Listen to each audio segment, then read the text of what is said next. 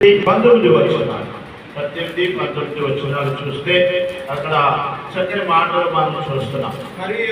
మరియు యెహోవా నీతో చెప్పినట్లు నీవే తనకు స్వకీయ జనమై ఉండి తన ఆజ్ఞలన్నిటిని గైకొందువనియు తాను సృజించిన సమస్త జనముల కంటే నీకు కీర్తి ఘనత పేరు కలుగునట్లు హెచ్చించుదునని ఆయన సెలవిచ్చినట్లు నీవు నీ దేవుడైన యెహోవాకు ప్రతిష్ఠిత జనమై ఉండువని యెహోవా ఈ దినమున ప్రకటించెను.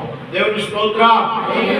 అంతా దేవునికి స్వకీయ జనముగా దేవుడు మనం చేసుకున్నాడు.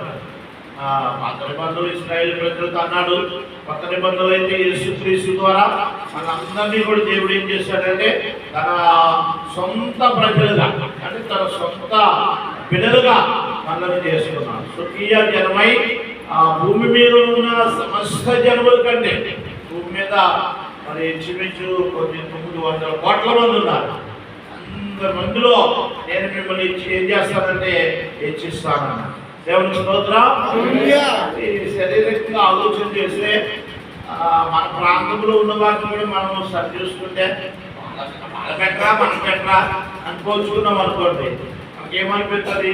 మన భార్య శరీరానికి ఆవుకేంది గోల్డ్ బంగారం ఉంది, ఆవుకేంది గోల్డ్ మేర ఉన్నాయి, ఆవుకేంది గోల్డ్ ఐశ్వర్యం ఉంది, గోల్డ్ డబ్బు ఉంది.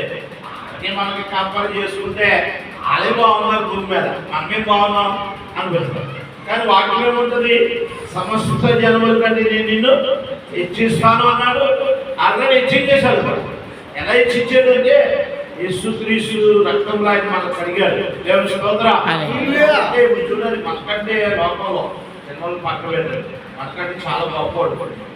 రాష్ట్రపతి, మోడీ, ప్రధానమంత్రి, ఆ ముఖ్యమంత్రులు, పెద్ద పెద్ద ఎంపీలు, ఎమ్మెల్యేలు వీళ్ళందరినీ చూసుకుంటే అసలు వాళ్ళకి మనకి చాలా చాలా డిఫరెన్స్. ఎక్కడో ఇలా చూడాలి మనం ఎక్కడున్నాం. కానీ దేవుడు అంటాడు ఓ దినాన్ని వాళ్ళే ఇలా చూస్తారన్నమాట. దేవుడు స్తోత్రం. అంత ఉన్నతంగా దేవుడు మనల్ని ఏం చేశాడంటే హెచ్చించాడు. యెషయా గ్రంథంలో అంటాడు 60వ అధ్యాయము 18వ వచనం, ఏంటి దేవుడు మనకి ఇచ్చిన ఖ్యాతి ఘనత ఏంటంటే 60-18 అంటాడు.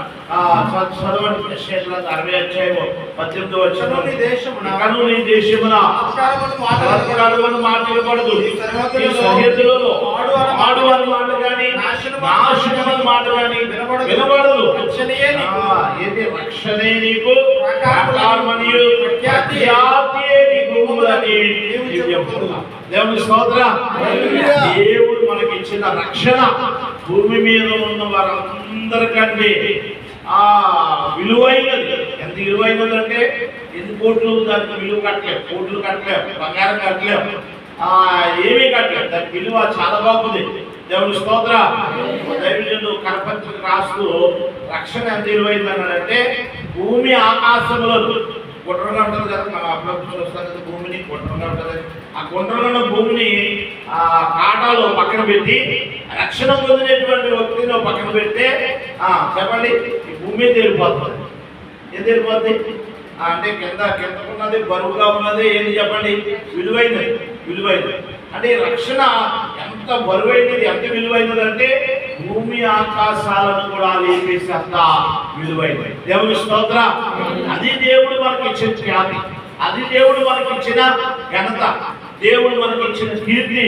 అది గొప్ప విషయం ఏంటంటే ఇర్మియా 13-11 అంటాడు, ఆయన నడానికి మనం కట్టుకున్నాడు. ఏం చేశాడు చెప్పండి? ఆయన నడానికి కట్టుకున్నాడు. ఎందుకు ఆయన నడానికి మనం కట్టుకున్నాడంటే మన ద్వారా దేవునికి కీర్తి రావాలి, మన ద్వారా దేవునికి స్తోత్రాలు కలగాలి, మన ద్వారా దేవునికి ఘనత రావాలని ఆయన నడానికి మనం కట్టుకున్నాడు. దేవుని స్తోత్రం. ఇర్మియా 13-11 వచనం, నాకు కీర్తి స్తోత్రము మహిమలు కలుగుటకు వారు నాకు శరముగా ఉండునట్లు ఇశ్రాయేలు వంశస్థులనందరినీ యూదా వంశస్థులనందరినీ నడికట్టు నడుముకు అంటి ఉన్నట్లుగా నన్ను అంటియుండ నన్ను చేసితివి. అంటి